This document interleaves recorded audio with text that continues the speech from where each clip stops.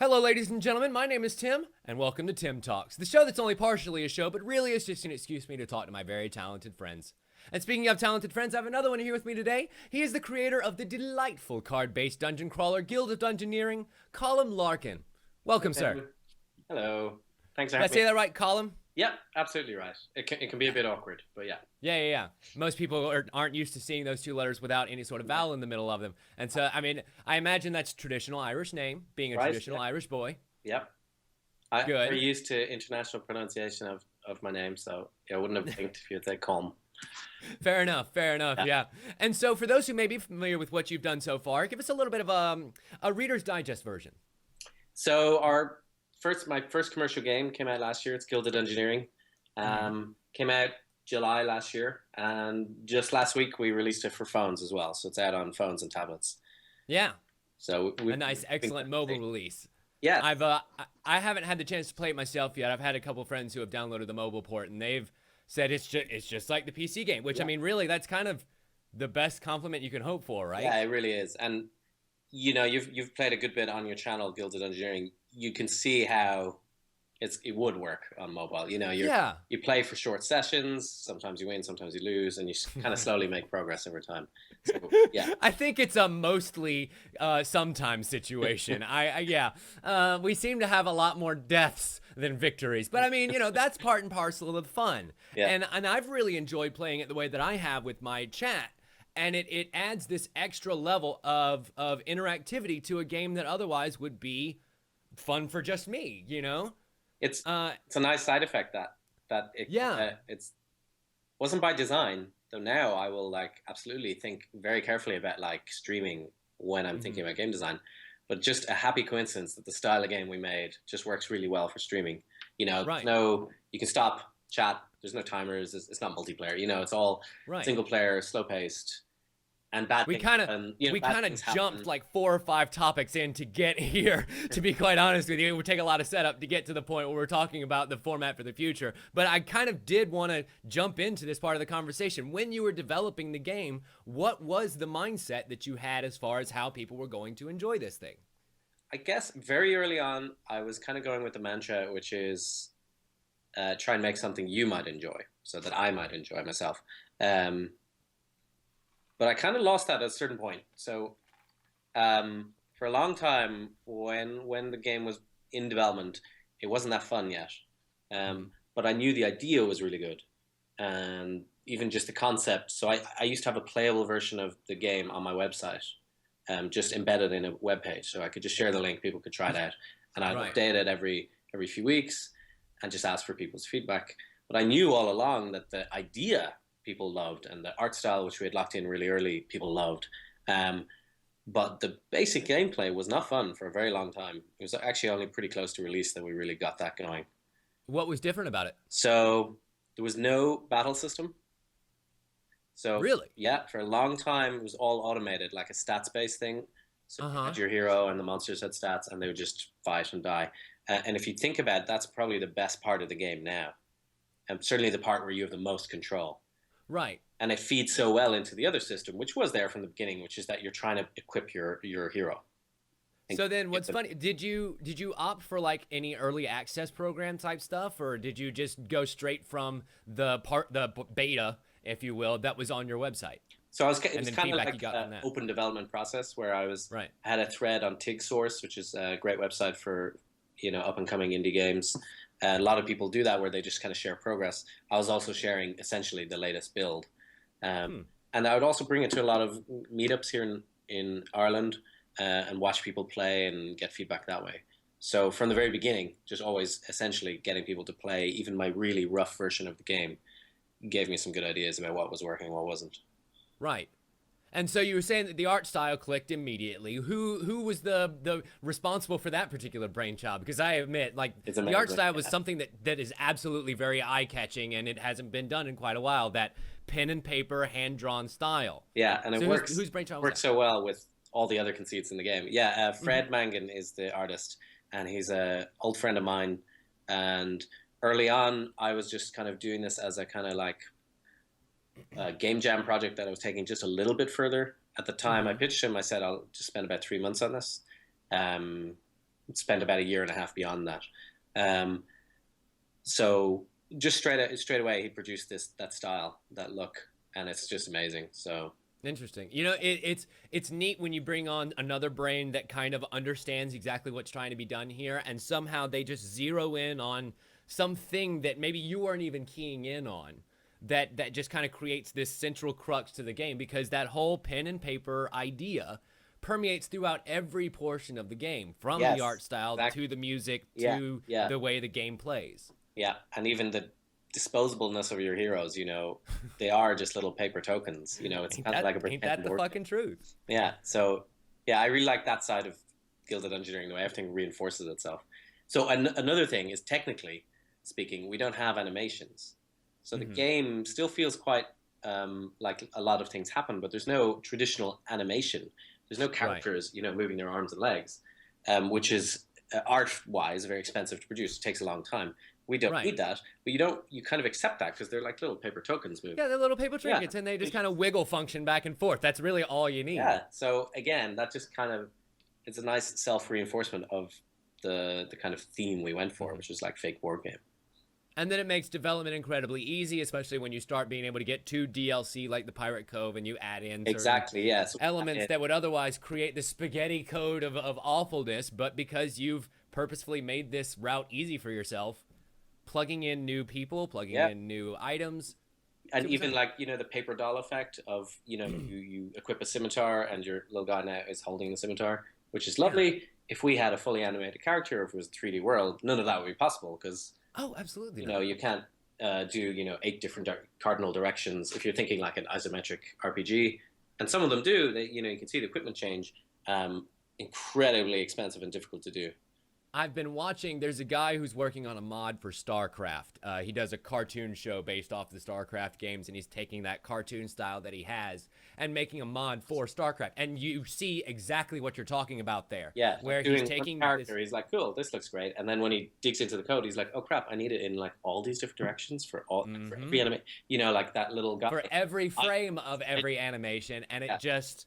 It's ridiculous how much effort goes into animating, and we kind of sidestepped that, which was lovely. And like you said, so when we make an expansion, we're like, okay, let's make like 30 more items.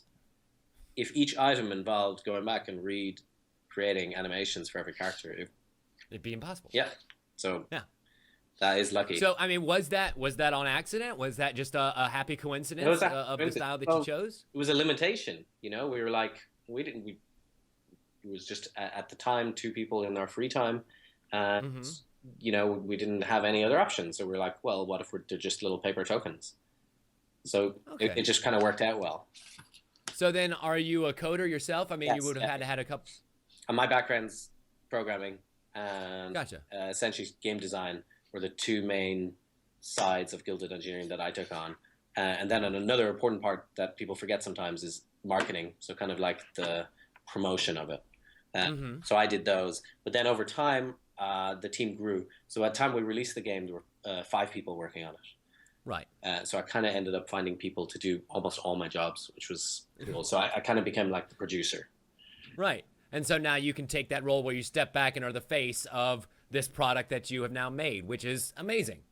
Cheers. I mean, that's kind of the dream, is it not? Like you've built this thing that kind of stands on its own now. You have a team that's capable of supporting it, but you built it. Yeah. It's your house. That's really awesome. It's your guild, I should say.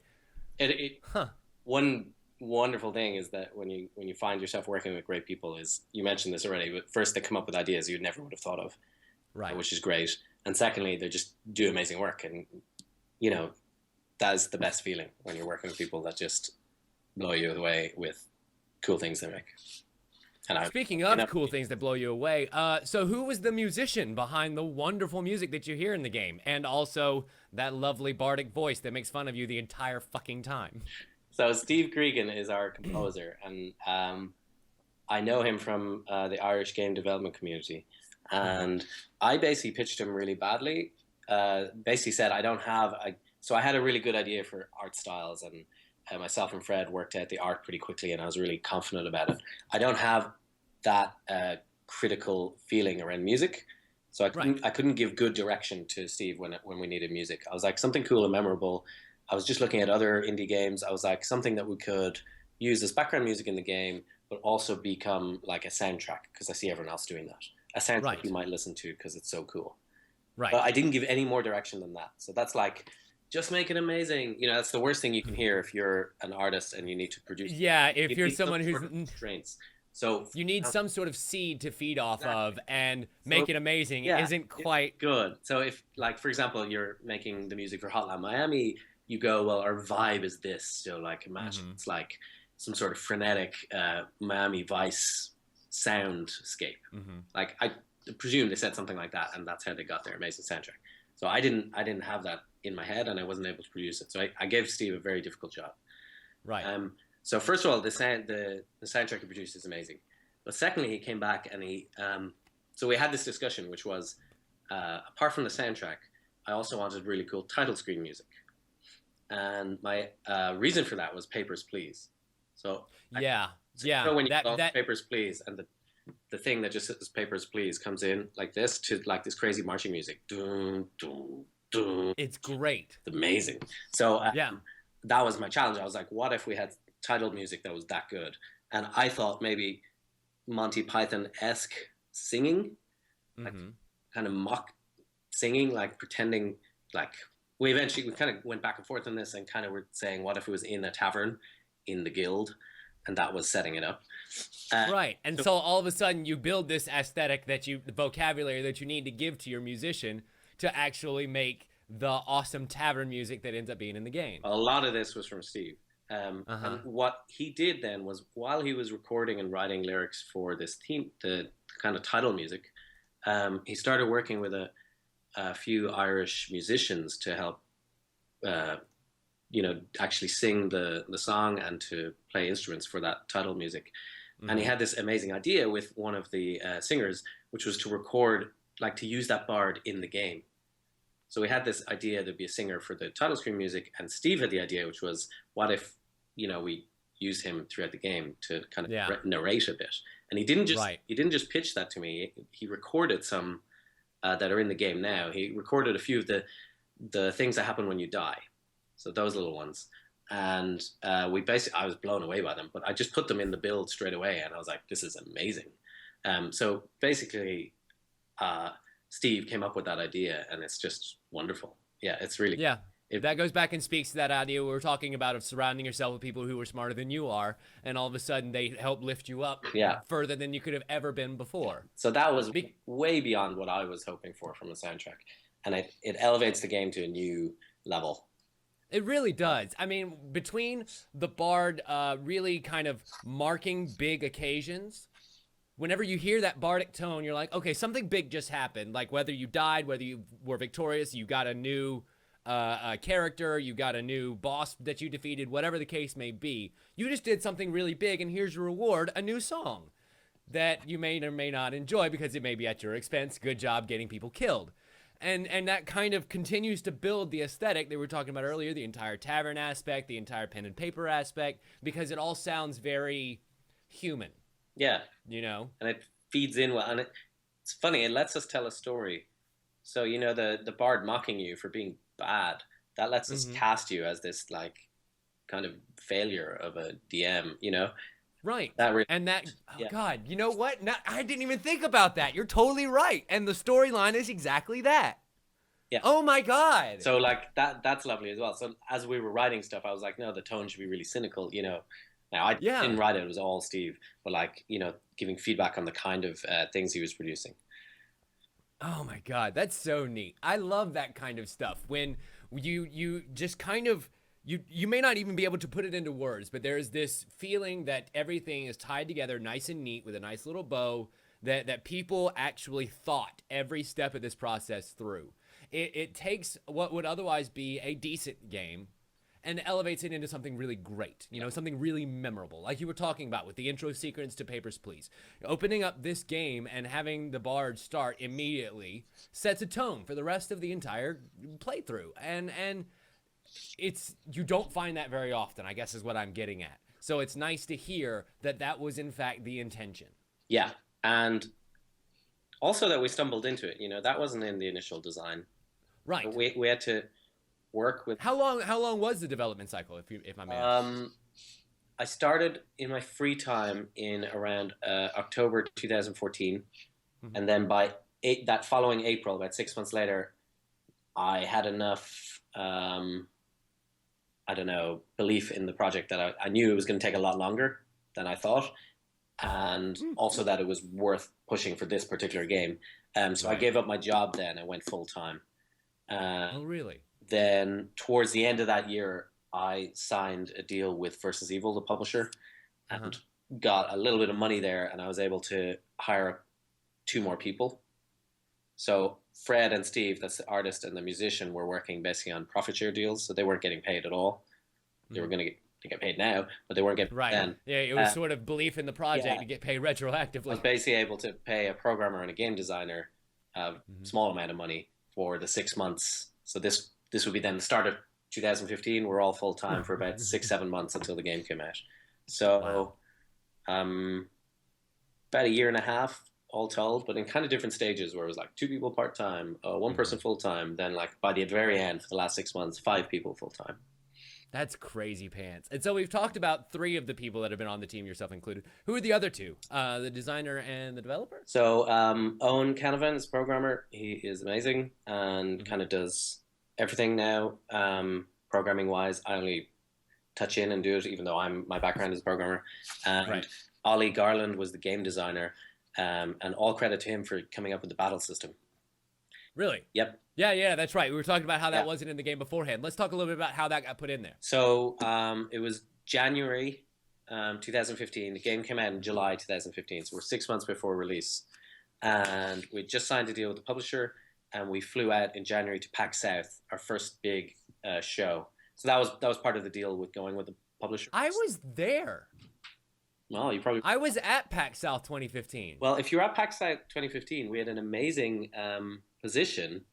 As you walked in, there were like maybe a giant Twitch stage, and then I don't know, someone else, and then us. Because PAX South, that it's not gigantic. It's not like the other PAXs. Right. Versus Evil's booth had a great position, and we had 4 PCs with Guild of Dungeoneering facing kind of the way people came in. You know what? I do remember seeing that. And it was always packed. I wasn't able to actually play it because it was always packed. Yeah. But, oh my God. So there were 4 small freaking PCs, world. And yet, like you said, at all times, probably 3 or 4 people waiting at each PC to play, for 8 hours a day. So, and that was the first big show we went to. So that was amazing for me. But basically, 2 weeks before that, we basically put in the very first version of the battle system, which was just the idea was there, which was that when you fight, you have a kind of card battle. It's very different to what's in the game now. It was kind of a rock, paper, scissors style where you were like, I can attack, I can dodge, or I can focus. And then you got extra cards from equipment, which is that idea is there now. Yeah. That idea still kind of permeates. Every battle started with like, you choose this, and then the monster would also choose, and then it would kind of show what you both chose, as if you're rock, paper, scissors. That wasn't that fun. Rock, paper, scissors against computer isn't fun. Right. It's the RNG tends to make you think the computer cheats. Exactly. And, you're like, oh, we both, like, it's a draw. Oh, that's not very fun. So right after that was when Ollie had actually started about 2 weeks earlier. But my first task was, this battle system isn't that fun. But the general concept is okay. Like, something where you get more cards from equipment, a card-based battle is really good. Right. So he went away and, like, paper prototyped it. He was in London, I was in Dublin. He used to Skype me and have like his webcam pointing at the table where he'd dealt out loads of cards and be like, "Hey, you're the monster. What do you do?" I'm like, and he came up with, I think, a really key thing, which was the monster plays first. So instead of playing a guessing game, instead you're playing a kind of management game. You're like, okay, I always know what's happening and I need to work around it. And that defined the combat system for us. It totally does. Yeah. Oh, man, that's so neat to think that. I mean, that's the kind of stuff, because balancing a system like that, especially in the process of about 6 months, has got to be incredibly difficult. We didn't have much time, Yeah, of course. Somebody would be up till 3 o'clock, 5 o'clock in the bloody morning, just sitting there, rummaging through all the cards, trying to make it all make sense, figure out how all these mechanics are going to work together, because there are some very unique mechanics to card-based games inside of this game that... I mean, once you actually put them into implementation, had to kind of make you look at all the cards you'd done previously. When you get to the Mime, say, for example, and he has all these different copycat and swap abilities, you're like, man, the regular beat 'em up style just seems a little mundane now. But it all balances out into this really good feeling of all the character classes are about the same. The tier 3 classes are clearly a little bit better, but I mean, they're not like ridiculously overpowered by comparison to the rest of them. Our best balance is probably at tier 1. So when you first play the game, like in the lower tiers, Cat Burglar, Bruiser, Mime, Apprentice, when you're playing those against the tier 1 monsters, you tend to have fights where you win with 1 health. That happens over and over. Like you play well and you're like, I just made that. Yeah. That happens a lot, and that to me shows how tightly that balance was right for those. We didn't have as much time to balance the content at tier 2 and tier 3, so it was a bit more haphazard. We're like, we think it's okay, and it worked out. But we really got the battle system kind of balanced at tier 1, and then we kind of just made things bigger for the later tiers. And there's a point, it's still there in the game. There's a couple classes at the end game that just break the game. So, but really, I mean, okay, by that point, you've kind of earned it. Yes. So I think it's good. You're like, I've struggled. Look at my graveyard, they're all dead. And then you're like, finally, I crush everything with this like overpowered combo. I actually think in a single player game, that's very fun. I identify so hard with that. It's like, look at my graveyard. Look at all of these people that I've disappointed. They have names. And you're naming all your heroes after people in chat, right? On Twitch? Yep. Yeah, that's cool. Oh God, it's been, like I said, a streamer suggested that feature. Say what? A streamer suggested that feature. Year, so that year we started at PAX South. We went to PAX South, PAX East, GDC, Eurogamer in London, E3, and we went on like a press tour in Germany, and we went to Casual Connect in Amsterdam. So we had this like constant stream of pushing for people to know about the game. It worked very well. Yeah. But at GDC, someone from Curse, Margaret Crone, played the game for the first time. She's like, you have to let me rename the guys because I want to name them after people on my stream. And I was like, that's such a good idea. I didn't think about that. Yeah. So we added that in, and it's made such a huge difference. It's like just little touches like that. It adds to fun. I mean, it's the same concept. They talk about it in the NBC show Community. It's like, I can name this pencil Steve and then break the pencil, and you suddenly feel bad for it. Putting a name to a thing suddenly attaches so much more influence. I mean, look at Pokemon. Perfect example. You can name your Pokemon. Can you? And when and when they die, it hurts. It hurts a lot more when Flurry Blurmp suddenly just bites it because you didn't train him enough. Well, if you find a new one that's just like 10 CP higher, I'd say you transfer the named one. I mean, yeah, you end up transferring the name too, and the old one just goes as juice into the candy machine. God. Oh, God. Oh, you brought up the one thing I didn't want to talk about today. Oh, my God. All this news about Pokemon Go just really has me upset at the game. I've been yelling at my roommate all fucking day about this thing. Oh, my God. Pokemon Go is amazing because... Yes, it is. First of all, it got people to actually go out and walk around. That's amazing by itself. But secondly, it's like not that good a game. Not at all a fun game. The joy of it is like the brand of Pokemon will just become number one if you just make a mobile Pokemon crap game.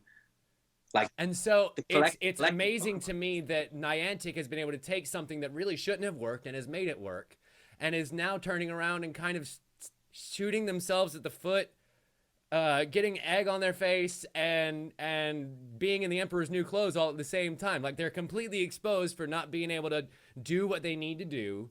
They've said things that they aren't able to deliver.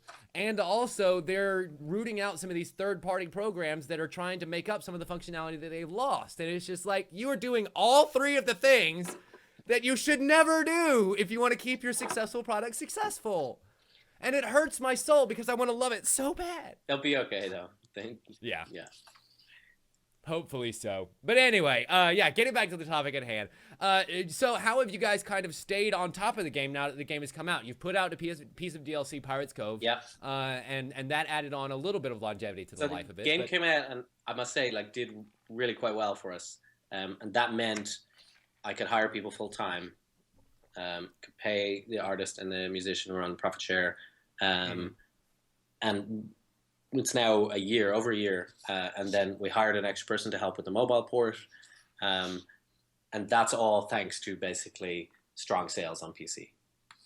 Not so amazing that like we need Never Worry Again, or even actually that our next game's budget is paid for. So not quite at that level, but at a really great level that we're able to pay people and work on the game. So we've spent the last year now just making improvements to the game. We made one DLC, which is about a third extra content to the whole game. Yeah. And a lot of our most recent time actually was on the mobile version. So we worked on the mobile port in-house. We hired a extra. Does the mobile port have the Pirates Cove in it? It's going to. So we made it all work in one code base, which was pretty cool. So stuff like enabling Pirates Cove won't be that difficult. Excellent. And now we started working on another new expansion as well. We haven't announced yet the details, but it's going to be similar in size and scope to Pirates Cove. So well, that makes me very, very excited. Like, we were getting back to how I play it with chat, and that goes all the way back to our first discussion that we kind of skipped over a bunch of stuff to get to. So now that you know how that goes into how people play the game, what do you see as far as being able to do on your end to kind of accommodate that? You know, is that something that you would be able to do in this next DLC pack, or is that something that you could consider for future games? So there's a lot of things I would like to fix, you know, in Guild of Dungeoneering. So for example, I'm sure you've seen this, when you have a quest zone up. So you're like, okay, I got past the first couple of fights and I'm beating a couple of level 3s, my loot is good. And you're like, you know, 4 more turns until the boss attacks. Just wait. So that's a mistake. That's like a missed opportunity there. So the thing that's missing there is when you draw new room cards, they're boring. They're just like shapes to fit in. I see. Nothing interesting is on them. The fountain thing we did was like a tiny band-aid to try and make them more interesting. Right. It helped. Yeah, but and it was like a week I see before what you're saying. That was the thing. So we just didn't have time to expand on the dungeon building fun. So if you and obviously for people who are watching this is just stuff that is kind of being bandied about right now, that it's all subject to change, and I'm going to cover Colm's ass for him. No, that's fine. But like basically, we probably won't release a patch that solves that. Instead, we'll probably wait, and if we ever get to make Guild of Dungeoneering 2, we'll be like, okay, we need to make the dungeon creation side of it as fun as the equipping yourself with better loot, as fun as the combat. So, you know, if you imagine you draw 5 cards at the start of your turn, you're like, oh shit, that throne or this quest is going to give me something cool if I go and do it. You know, like a little side quest within the mission or a challenge. Oh, that would be neat. A trap, you're like, oh, this changes my plans.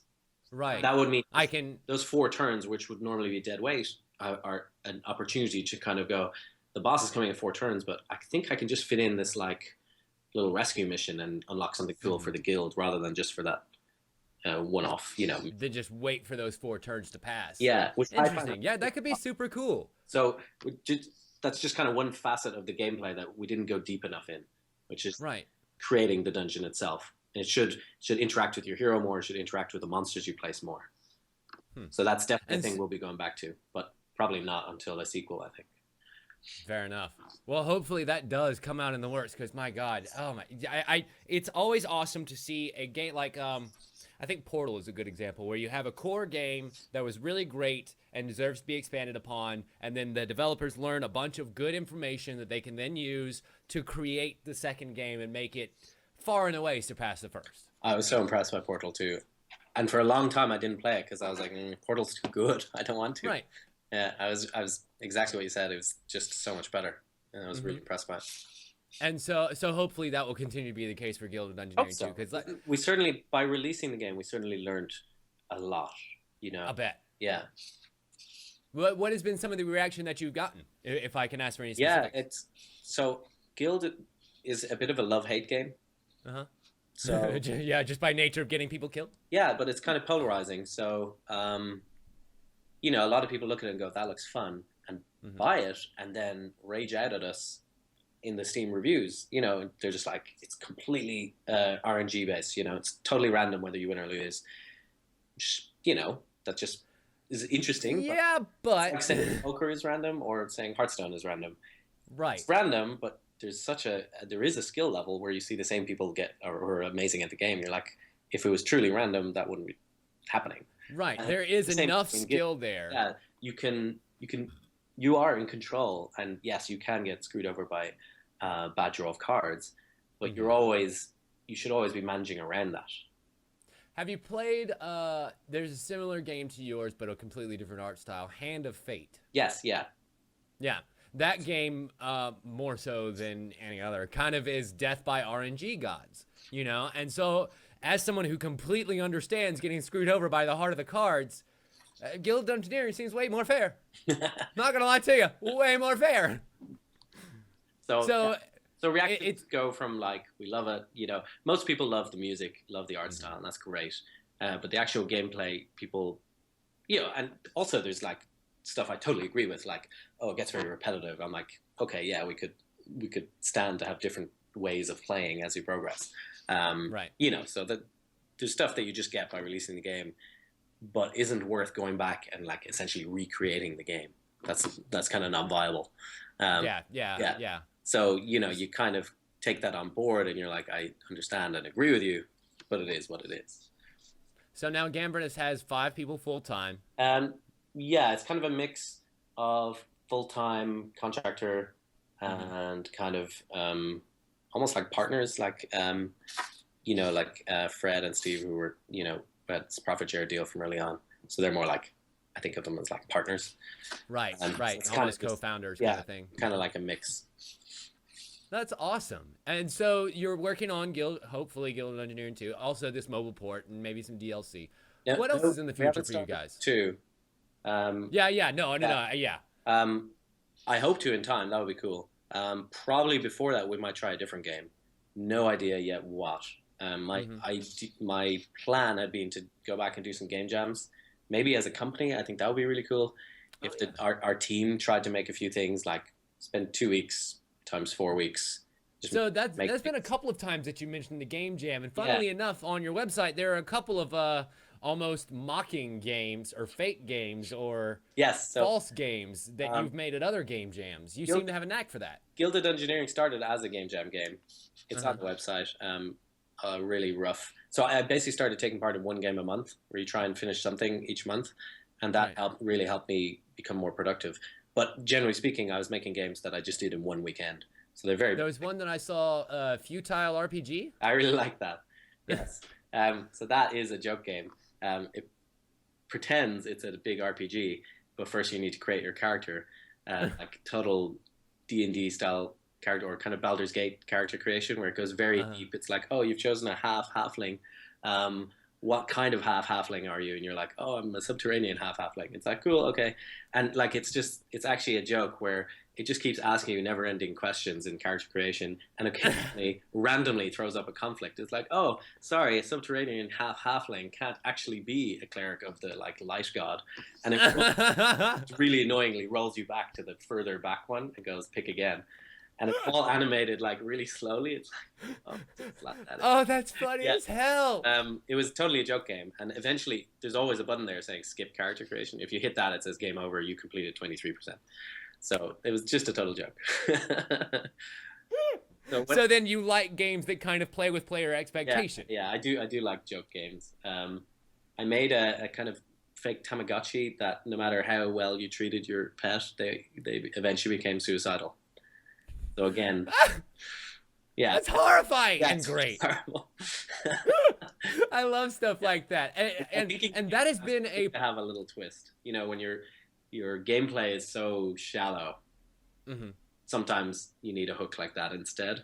Right. And that has kind of been a big permutation of games right now. There are a lot of games that are doing that. Like Pony Island is a good example of that, where it's a very simple kind of game that suddenly reveals itself to be a lot more than it is. I don't know Pony Island. That one came out a little bit ago, maybe this year, maybe last year. But it's you kind of play at a retro style arcade that may or may not be possessed by Satan. Cool. And it's really fun. It's got a nice little simple game mechanic that kind of leads you back through all of these, going back to previous screens, hitting glitches that may or may not lead you through code, and 2 other places you find. That sounds fun. I'll check it out. It's super weird and playing with the way that the player expects the game to run. And so it's neat that has kind of become a big, almost subgenre of games now. Yeah, a lot of self-referential fourth wall stuff. Yeah. I love. Yeah. A lot of games that started as game jams as well. Game jam, like really rough prototypes, have become really interesting games. And again, they often have a really strong, like odd hook. That's what made them interesting as a game jam game. Um, Well, it's good to know that people who enjoy those kind of hooks are working on another game, because if Guild of Dungeoneering is anything to come up with, you guys have enough brains to go around and make something really cool. You probably see this as well, but we play a lot of board games and card games. Quite a few Netrunner fans in the team. I don't know if you've played that. So that kind of seeps into it as well. So like everything's always, oh, let's just use cards. So I could see us going back there and trying to make something that has more board game references. Board games are actually doing a lot of interesting things. Like there's a lot of great board games. It's quite hard to replicate this, but where someone's secretly a traitor in a multiplayer. Right. Game. Like that's a staple now of like really Secret Hitler. Yeah, that style of gameplay where you're like, we're all trying to win, but secretly someone isn't. And no one's really done that in computer games, but replicating the around the table, accusations doesn't really work if you're all playing online multiplayer. But that's true. There's definitely space there where you can play with that. Interesting. So actually, Space Team, I think, have you played that? It's the look up Space Team. It's a free game. Is it an app? Yes. And you have I've seen it. And you're all like around in a group working a space console on your phones, and it's local area co-op. Because it's within a local Wi-Fi network. You're all yelling at each other, going, "Someone disconfabulate the," So there's space there to make a game that's in that style, probably a little slower paced, where someone's secretly like sabotaging the ship. And like Keep Talking and Nobody Explodes, the VR game where the person in the VR helmet is trying to defuse the bomb, and there are people around him with instructions. With the instruction, like an old big manual. Yeah. Man. I haven't got to play that, but I love the concept. I love games like that where someone explains it in just like one sentence. You're like, that must be so good. I love feeding off other people's creativity. When you see somebody who is just keyed on to something that is like so crucial to making something really cool, that gets my gears going 100% of the time, because I suddenly feed off that energy and you start kind of going up and up with each other, making new ideas, and suddenly it's just in the stratosphere, man. And there's nothing that feels that good, But anyway, I think that we have about come to the part of the program where we're going to start wrapping things up here. And as we always do, I like to have my reappropriated version of the Proust personality questionnaire, like they do on Inside the Actor Studio. And it goes a little something like this. Sorry, what'd you say, Colm? Sounds fun. Yeah. It goes a little something like this. Colm, what is your favorite word? Dog. This is going to be weird. What is your least favorite word? Poop. That's appropriate, considering dog and then, yeah. But to be clear, I think I was thinking of baby poo. We have a baby. Oh, gotcha. Okay, gotcha. So it's a lot more fresh memories that bring that about. What sound or noise do you love? Laughing. And what sound do you hate? I think advertisements. That's a weird thing to say is a sound, but like, Is it really though? I mean, we get bombarded by them. Like, I think the statistic is once every 30 seconds. And it's very, your ear is very good at picking them out. You know when that's, so. Yeah. Like, that annoys me. And what hero or heroine do you identify with the most? Don't really identify with, but one of my favorites might be Minsk from Baldur's Gate with the pet hamster. Oh, yeah. So I don't think I'm a berserker who's also insane, but I just always like his lines. It's always fun when you find a character. He would shout, "Go for the eyes, boo!" It's almost like they rip the words straight from your voice box, and you're like, oh man, I can't even say my own one-liner because you just said it. What villain or villainess?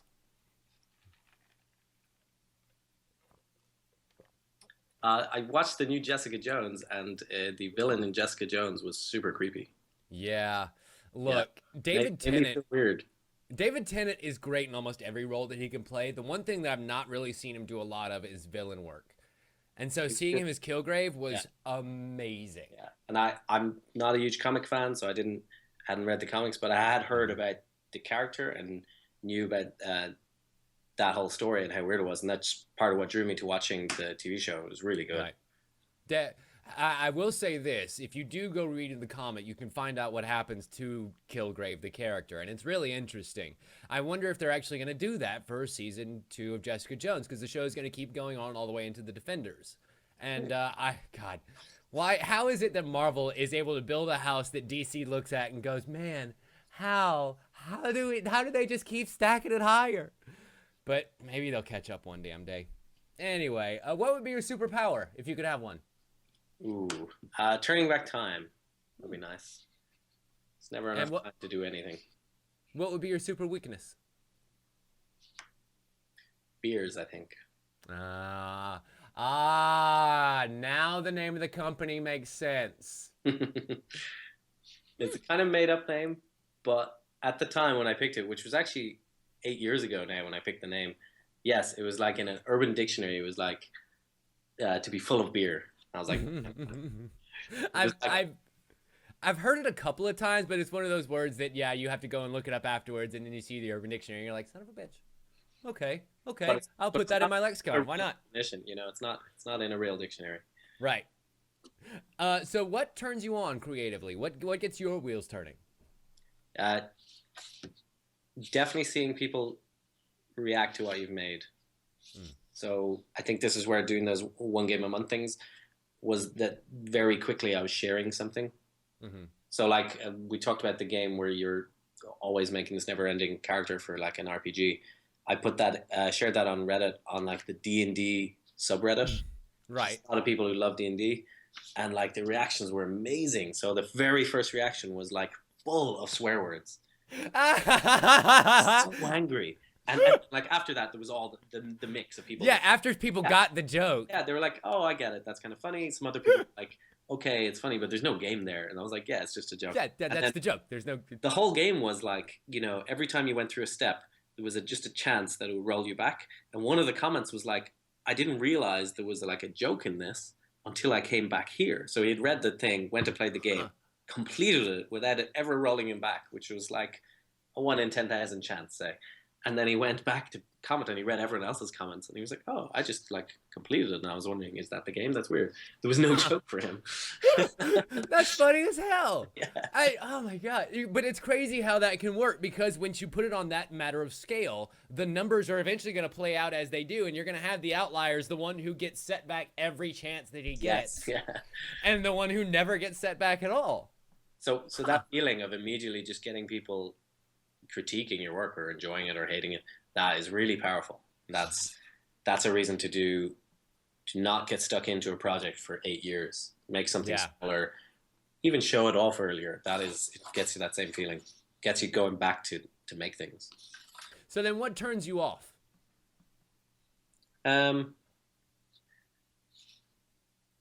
Creatively, not much. I think I'm pretty resilient.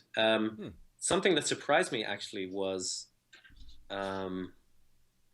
releasing. So when you actually release, so before you release something, or when you make a joke game like that, so that guy filling like this amazing like comment box full of swear words, like really creatively used swear words, it was good. That gave me such a laugh. Like I was like, that's amazing. But when you release your game and you get the like really angry person in like a Steam review, that has this weird draining effect. That I had no idea, because I was used to showing my stuff, but you know, when it's a kind of a joke thing where you're not that invested, or actually the same game but before you release it, the people who comment are really positive. They're like, "This looks amazing, I can't wait for it." But when you finish something, when you're like, "This is it," you know, and you're like, I want $15 for that," and someone pays you their $15, and then they're like, "I don't like this, it's really bad," you know, they're telling the truth. It's a funny drain. Yeah. So that's definitely a minus. Like, it's one thing to have a comment that is kind of filled with jokey hate, And then it's another thing to be able to read through somebody's words that they're completely 100% serious about not liking this project that you put your time and effort into. And being angry at you, you know. Yeah. And they're feeling, you know, they're not just Yeah. out to get you. Like, in fact, And it's completely valid, you know? You know, most of the time people are like, this was shit, and they won't, you know, take the time to write something to you. So you've really touched a nerve when people will go and write to you. Mm-hmm. So and the unfortunate part is you're always much more likely to get touched on a nerve of I'm going to write something out of anger than you will be to I'm touched on such a nerve that I have to say how much I love this thing, you know, because and they're wonderful. Like, you get emails and Steam reviews often where people are like so happy and like really spell out all the different ways that they loved the thing you made, and that's amazing. But I feel like maybe you need 5 of those for each negative one. Just you almost do. We're built. And fair, but that's the way it is. You focus on the negativity more. Right.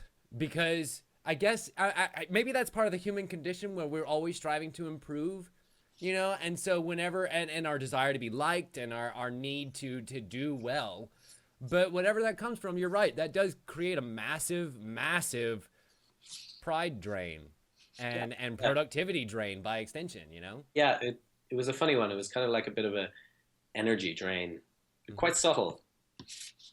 So what other talent, other than the ones you've obviously been gifted with, would you like to have, sir? I guess it would be cool to be musical. I'm very completely unmusical, like 100% like a brick would be about as musical as I am. And when I see people... Couldn't carry a tune in a bucket. Yeah. No, I could. So when I see someone like playing guitar or just like being really creative that way, I'm really impressed by it. And what advice would you give to your 13-year-old self? Wow. Make more games. I was trying to make games when I was around 10. Really?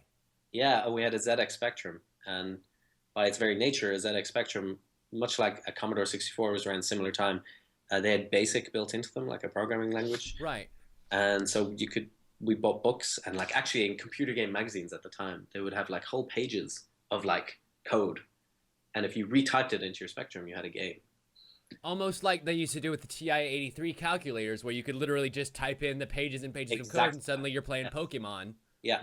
So imagine that's crazy pants. Imagine if Xboxes had that facility where they were like, oh yeah, you can play games and buy them, but you can also make them, and here's some code to do it.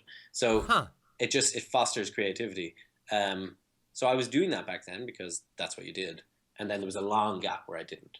So I came back to it when I was about 28, started making games again. Fair enough. And what is something that only you do? What little quirk or glitch would you say that's something that's unique to you? That's a tough one. I do enjoy puns a lot. The other people on the team were attacking my overuse of puns in writing the game. I was going to say, so that makes sense where a lot of the little interstitial lines come from, especially the cat burglar. I do like a bad joke, and I'm happy to make a joke funny through repetition rather than through quality. Fair enough. Yeah. You're just saying the same terrible joke over and over again. Eventually people get what they're supposed to do. Sometimes when you go all in on a joke, it becomes funny. Not always, but I personally love that style of joke. So yeah, I tend to use it. And what is your favorite curse word? I'm trying to not swear as much. Because we have because you have the new almost 2-year-old now who's talking. Oh Lord! And she's like a little parrot. She'll say everything we say, and so far actually has not like said any swear words, but it's inevitable. We have some good Irish swear words or swear words in English that are from Ireland alone. You may have heard of feck. Yeah, it's like FECK. So that's like the more pleasant. It's not as like jarring. They say it on TV. Right. Yeah, that's a good one. Oh man, I love hearing other countries' swear words too. That's always really fun because English language only goes so far. You know, before you actually have to start getting some other influences in there, and you go back either to Shakespeare and get some really great wordages there, or you have to go to other countries. Germany has really good words. Not really swear words, but like, you know, when you translate words from German, and you're like, oh, so that was like, so I may be wrong, but there's something like, gloves you wear are like finger socks, the two German words Right. after each other. They have a lot of, and it's probably like Frichtensachen. yeah. I mean, as everybody knows, it's such a melodic language, so beautiful, so easy on the ears. They have wonderful combined words. Cool. And where would you one day like to live, sir? I had a really great time visiting Japan last year, so I'm not sure I'd live there, but I absolutely want to go back and go on holiday there. Yeah, What were you doing over there? We just went on a holiday. Our daughter was 1, and we wanted to go on a big holiday, so we had never flown with her before, so we flew some 14, 18 hours to Japan and had a holiday. It was amazing. That sounds awesome. Really cool, yeah. And our last question here, if you had a choice, how long would it take you to respawn after you died? Immediately seems like a good one, but maybe you need a little cooling off period and think about what happened. So in real life, actually, let's say 100 years, so you get to travel through time. I like that answer. Excellent. Well, let's see. I think we've reached the end of our questionnaire here, so we're going to go ahead and start rounding things out. But before we go, is there anything else you'd like to add on here? Anything else you'd like to plug, sir? No. Thank you so much for having me. Dude, you're very welcome. If anyone wants to look up Guild of Dungeoneering, you can just Google it. We have a website. We're on the App Store, the Android Play Store, and Steam, and a few other places like GOG. So, absolutely. And you can get in touch with him at Dungeoneering or at his Twitter handle, which has been underneath him the whole time. Okay. Remind me of what that is? It's Gambrinus, which is the company name, at Gambrinus. Excellent.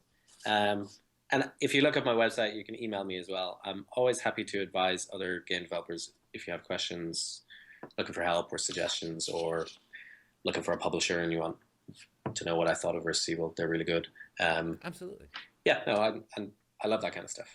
You gotta love a game developer who's really active in helping other people, because it's very easy once you get your ball to be like, no, this is my ball. I'm gonna protect it. It's sacred. No one else is gonna get it. So it's nice to see somebody who's willing to kind of be there for everybody else. In my experience, almost everyone is. And so if you're a game developer and you're like, God, I love what those guys did. So I love what those guys did with that game. Go find the person on Twitter and ask them, or look for their email and get in touch with them. It is becoming a lot easier to do that nowadays. It is. People are more public, more findable. And I've noticed that as far as doing this show, it seems you notice the pattern that people who really enjoy what they do, artists in particular, really love talking about their craft when you ask them specific questions about it, when you show an interest beyond just surface level. Absolutely, yeah. People love to gush about it. It feels really good. So I'm glad that we were able to create that opportunity and give you a chance to gush for a little bit, sir. Well, from us here, thank you all so much for watching this episode of Tim Talks. You're watching this on youtube.com/Tim Leftwich. We'll be back here with another episode very, very soon. And until then, as always, we'll see you next time. Thank you.